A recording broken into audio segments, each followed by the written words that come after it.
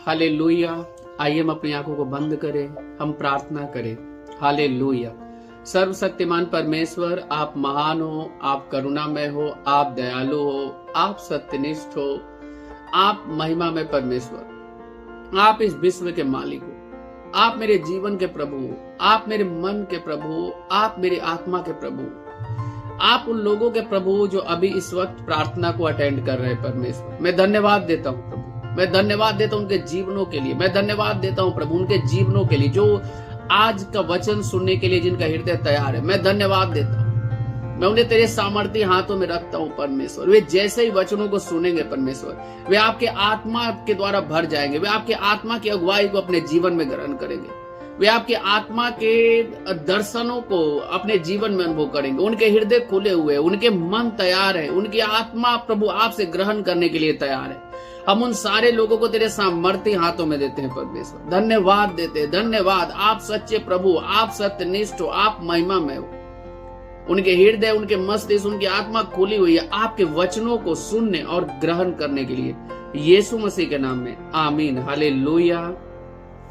आशा है आपने प्रार्थना की है। आइए हम परमेश्वर के वचन से सीखते हैं। ये वचन लिया गया है,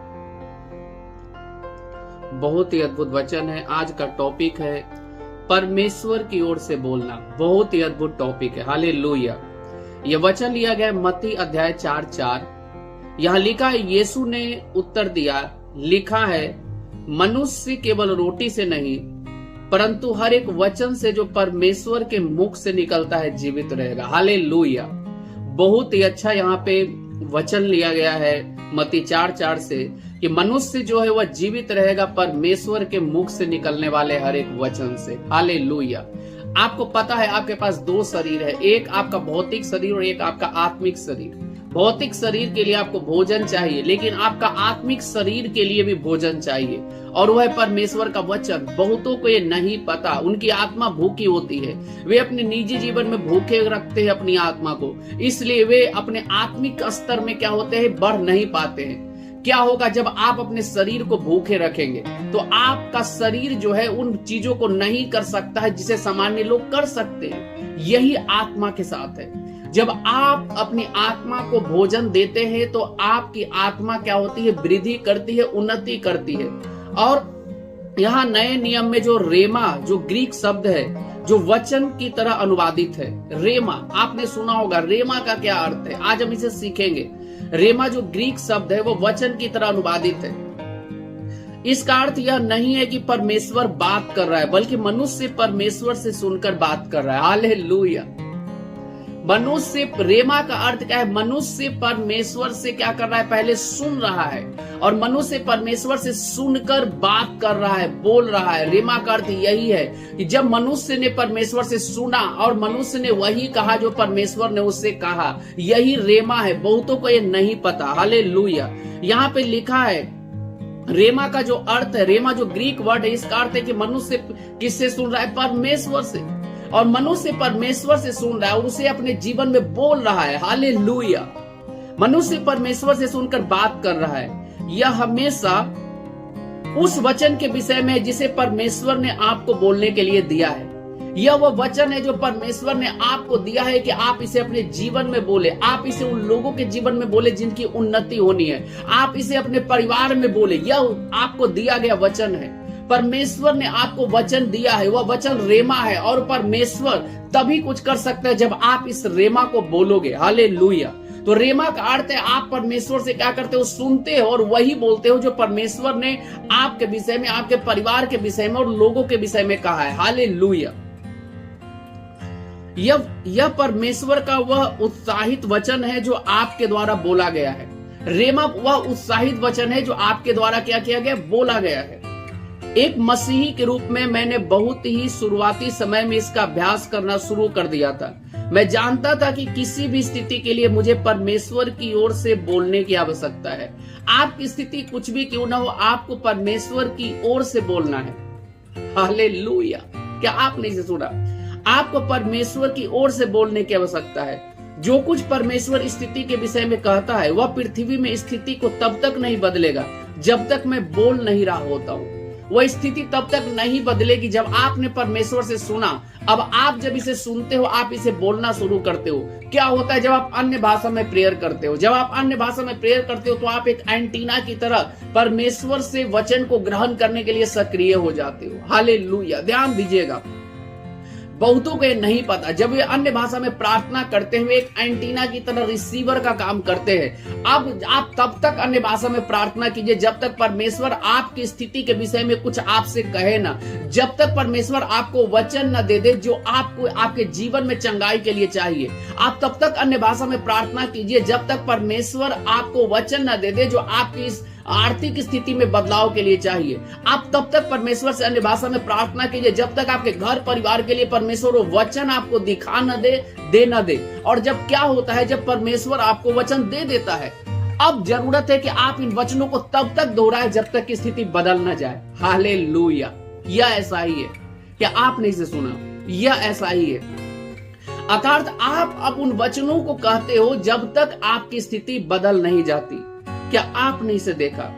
हम एक वचन को देखेंगे, निर्गमन 4 अध्याय का 15 और 16 वचन। बहुत ही अद्भुत वचन है।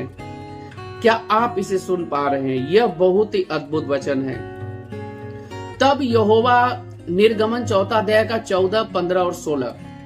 तब यहोवा का कोप मूसा पर भड़का। हालेलुया। और उसने कहा, क्या तेरा भाई लेवीय हारून नहीं है? मुझे तो निश्चय है कि वह बोलने में निपुण है। परमेश्वर को निश्चय था कि हारून क्या है, बोलने में निपुण है, और वह तेरी भेंट के लिए निकला भी आता है और तुझे देखकर मन में आनंदित होगा। इसलिए अब यहां से जो है आप वचन को देख सकते हैं, कितना ही अद्भुत वचन है। इसलिए तू उसे ये बातें सिखाना, इसलिए तू उसे ये बातें सिखाना। परमेश्वर बोल रहा है मूसा को कि तू हारून को ये बातें सिखाना, इसलिए तू उसे ये बातें सिखाना, और मैं उसके मुख के संग और तेरे मुख के संग होकर जो कुछ तुम्हें करना होगा वह तुमको सिखाता जाऊंगा। परमेश्वर बोला है कि तू उसे ये बातें सिखाना, और मैं उसके मुख के संग और तेरे मुख के संग होकर जो कुछ तुम्हें करना होगा वह तुमको सिखाता जाऊंगा। हालेलुया। वह तुमको क्या करता जाऊंगा? सिखाता जाऊंगा।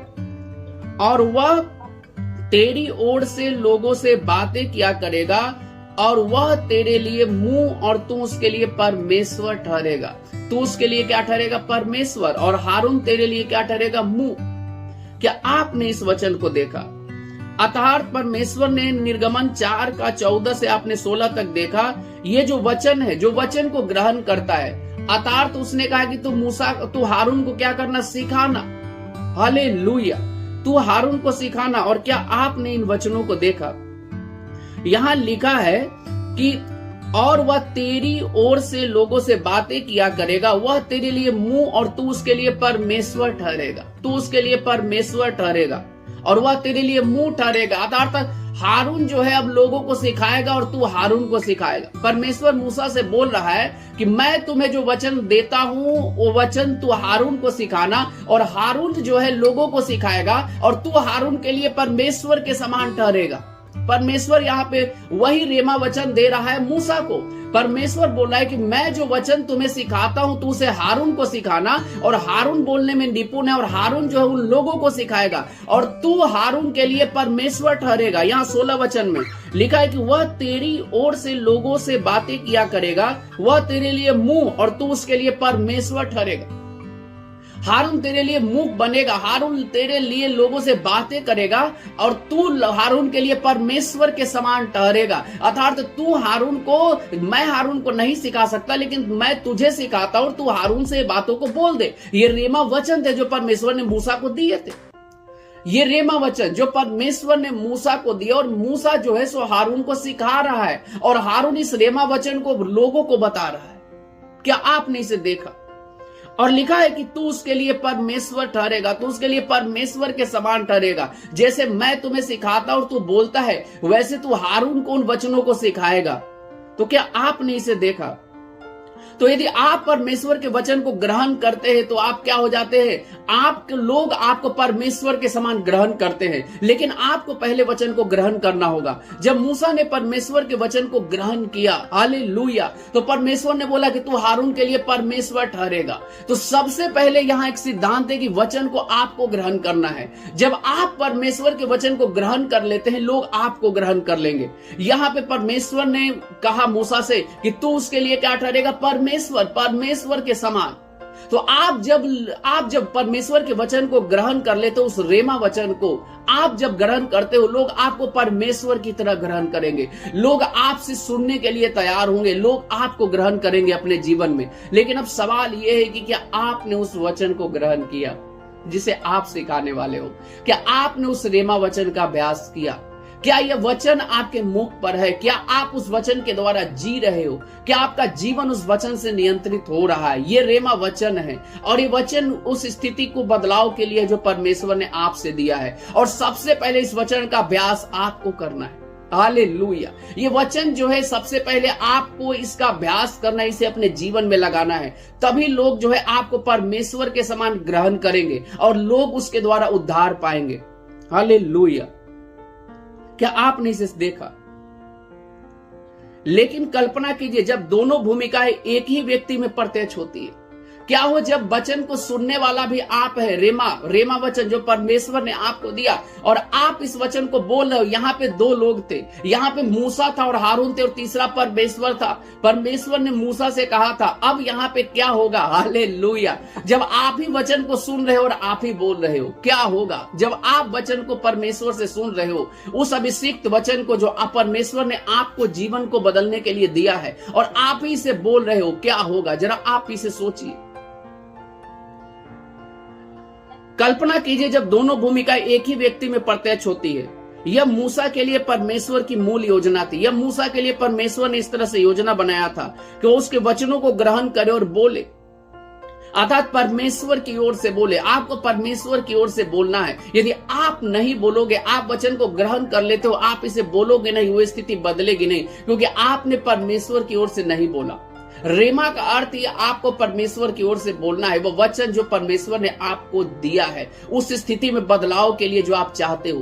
तो शायद आप प्रार्थना कर रहे हो 10 दिनों से, 20 दिनों से, 50 दिनों से, स्थिति नहीं बदल रही। प्रार्थना कीजिए, अन्य भाषा में अपने एंटीना को सक्रिय कीजिए। हालेलुया। अन्य भाषा बोलने के द्वारा आप एक ग्राहक की तरह ग्रहण करते हो उस रेमा वचन को जो आपकी स्थिति के लिए चाहिए। आपको बस हर स्थिति के लिए परमेश्वर से प्रकाशन चाहिए, वो रेमा वचन। और जब आप इसे बोलना शुरू करोगे, वो स्थिति बदल जाएगी। तो क्या हो जब ये दोनों भूमिका आपके अंदर हो? यहाँ पे हारून और मूसा दो लोग हैं, लेकिन क्या हो जब आप परमेश्वर से रेमा वचन को ग्रहण करते हो और आप ही से बोलते हो? हालेलुया। यह कितना अद्भुत है। इसका अभ्यास करो।